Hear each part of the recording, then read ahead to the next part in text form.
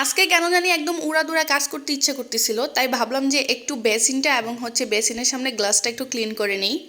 দেখা যায় যে মোস্ট অফ দ্য টাইম আমি আজাইরা থাকি, আমার কোনো কাজ করা হয় না। তো ভাবলাম যে এত আজাইরা থাকলে তো হবে না, এত আজাইরা থাকতে থাকতে দেখা যায় যে আমি অনেকটাই হেলদি হয়ে গেছি, অনেকটাই ওজন বেড়ে গেছে। তো ভাবলাম যে একটু কাজ টাজ করে নিই, তারপর গ্লাসটাকে একটু টিস্যু দিয়ে মুছে নিলাম, বেসিনটাকে সুন্দর করে ক্লিন করে নিলাম। যদিও বাসাটা নতুন বাসা না, এটা পুরনো বাসা, যার কারণে যতই আমি ঘষা মাজা করি না কেন এটা তো আর নতুনের মতো চকচক করবে না।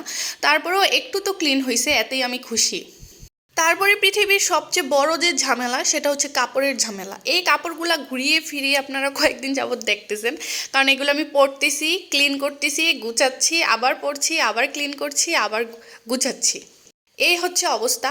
কারণ দেখা যায় যে একসাথে অনেকগুলা কাপড় নামিয়ে এগুলা রেগুলার পরলে দেখা যায় যে কাপড় ধোয়ার যে একটা ভেজাল, এটা আমার আসলেই ভালো লাগে না। যেহেতু আমরা আমি নিজের কাজগুলাই নিজে করতে হয়, নিজের কাপড় নিজে ধুইতে হয়, তাই দেখা যায় যে অনেকটাই প্যারা লাগে আমার কাছে। এজন্য একই কাপড় বারবার রিপিট করতেছি, যেন অনেকগুলা কাপড় না জমে এবং আমারও কষ্ট না হয়। তারপরে চলে আসলাম টিউশনিতে আসার পর সুন্দর করে নাস্তা করে দেন স্টুডেন্টদেরকে পড়িয়ে চলে আসলাম বাসায়।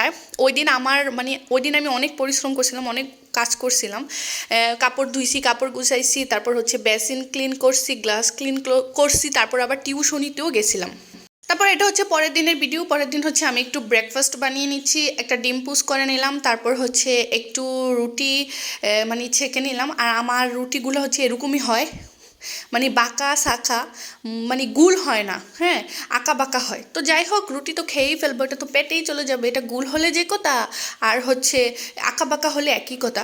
তারপরে দেখলাম যে একটা লুক, আমি বাহিরে কচর মোচর আওয়াজ শুনতেছিলাম, তো ভাবলাম যে কিসের আওয়াজ হচ্ছে।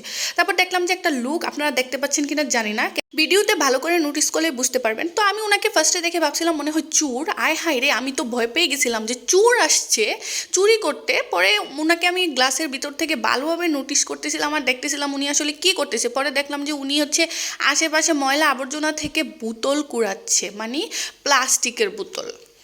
তো এগুলো উনি নিয়ে নিয়ে ব্যাগের ভিতরে ঢুকাচ্ছিল। তারপর ওনার সাথে একটা মহিলাও ছিল, মহিলাটাকে আমি প্রথমে খেয়াল করতে পারি নাই, তারপর দেখি যে জুবজার থেকে বের হয়ে আসছে। তো যাই হোক, আজকে এই খাবারটা রান্না করব। এটা সয়াবিন। তো এটা আমি অনেক দিন যাবত খুঁজতেছিলাম কোথায় পাওয়া যায়, যেহেতু আমরা যে এলাকায় থাকি এটা বর্ডার এলাকা, বর্ডারের পাশাপাশি একটা থানা। তো এখানে ইন্ডিয়ার বর্ডারের পাশাপাশি যেহেতু, তো এখানে তো এটা পাওয়াই যাবে মাস্ট। তো আমি একটা দোকানে দেখলাম যে টানানো ছিল এই প্যাকেটটা, তো ভাবলাম যে এখান থেকে নিয়ে নিই। আর এটা তো বাংলাদেশের কোনো খাবার না, বা বাংলাদেশে উৎপাদন হয় না, এটা আসে ইন্ডিয়া থেকে, সয়াবিন। তো একবার এই সয়াবিন আমি খেয়েছিলাম, একবার না অনেকবারই খেয়েছি, কিন্তু ফার্স্ট টাইম আমি খেয়েছিলাম আমার একটা চাচির কাছ থেকে। ওনার বাবার বাড়ি ছিল ইন্ডিয়াতে, তো উনি ইন্ডিয়া থেকে আসার সময় একবার নিয়ে আসছিল। তো অনেক মজা করে উনি রান্না করেছিল, আমার কাছে এত ভালো লাগছিল। তারপর থেকে আমি এটা সব সময় খুঁজতাম সয়াবিন খাওয়ার জন্য। আর একটা ব্যাপার কি জানেন, এই সয়াবিনটা না রান্না করতে পারলে অনেক মজা লাগে। রান্না করতে পারলে বলতে প্রপারলি রান্না করতে পারলে এটা অনেক মজা হয়।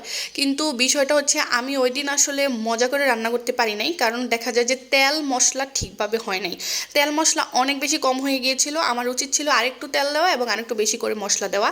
আমি আসলে রান্নার যে পরিমাণটা ওইটা অনুযায়ী আমি সব ইনগ্রেডিয়েন্টস না, সব স্পাইসেস বা মশলাগুলো আমি সঠিক পরিমাণে দিতে পারি নাই, যার কারণে রান্নার টেস্ট ওইরকম হয় নাই, মজা হয় নাই।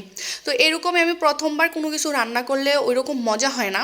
তারপর 2-3 বার রান্না করার পর আমি আন্দাজটা বুঝতে পারি যে কতটুকু কী পরিমাণ দিলে ওই রান্নাটা প্রপারলি টেস্টি হবে।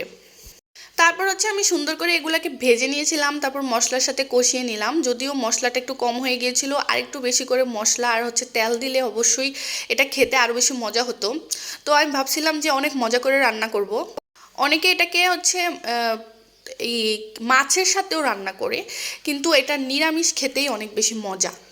তো যাই হোক, আজকে রান্নাটা এত একটা ভালো হয় নাই, তবে আশা করছি নেক্সট টাইম যদি রান্না করি তাহলে অনেক বেশি মজা হবে, কারণ আমি বুঝে গেছি যে এটাতে কী ধরনের মশলা কী পরিমাণ দিলে ভালো হবে। তো এই তো আমার রান্না কমপ্লিট। যদিও খেতে মোটামুটি মজা ছিল, এতটা খারাপ ছিল না, তবে আরেকটু ভালোভাবে রান্না করলে আরেকটু বেশি মজা হতো।